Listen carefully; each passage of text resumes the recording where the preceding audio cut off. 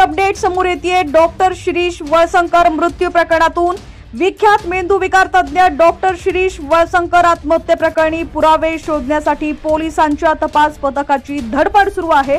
आरोपी मनीषा माने मुसळे ही सध्या न्यायालयीन कोठडीत असून तिच्यावर प्रश्नांचा भडीमार सुरू आहे। तर दुसरीकडे पोलिसांकडून विविध अँगलने तपास सुरू आहे। डॉक्टर वळसंकरांनी टोकाचं पाऊल उचलण्याआधी त्या दिवसभरात कुणाशी चर्चा केली याचाही तपास केलेला आहे।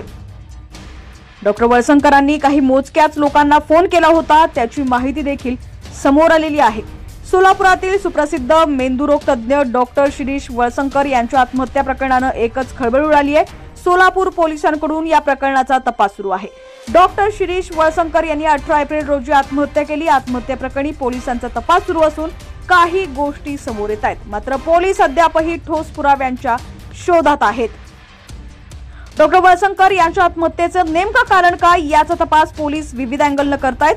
ज्या दिवशी डॉक्टर वळसंकरांनी हे पाऊल उचललं त्याच दिवशीचा सीडीआर काढण्यात आले असल्याची माहिती सूत्रांनी दिलेली आहे।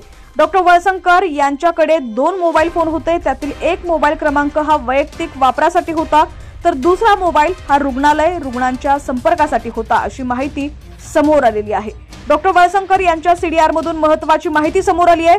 डॉक्टर वळसंकर यांनी आत्महत्येच्या दिवशी म्हणजेच 18 एप्रिल रोजी किती फोन केले आणि किती जणांचा कॉल आलेला आहे याची माहिती समोर आलेली आहे।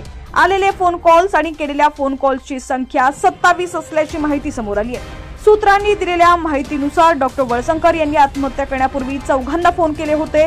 हे फोन कॉल्स त्यांनी आत्महत्या करण्यापूर्वी केले होते अशी माहिती तपासात आल्यानं सूत्रांनी सांगितलेलं आहे। आत्महत्या करण्यापूर्वी ज्या 4 फोन करण्यात आले त्यांची नावं समोर आलेली नाहीयेत। पोलीस या प्रकरणाच्या तपासात कमालीची गुप्तता बाळगत आहेत। डॉक्टर वळसंकर यांनी 18 एप्रिल रोजी ज्यांच्याशी फोनवरून चर्चा केली, ज्यांनी त्यांना कॉल केला त्या सगळ्या व्यक्तींची देखील चौकशी करण्यात येणार असल्याचं पोलीस सूत्रांनी सांगितलेलं आहे।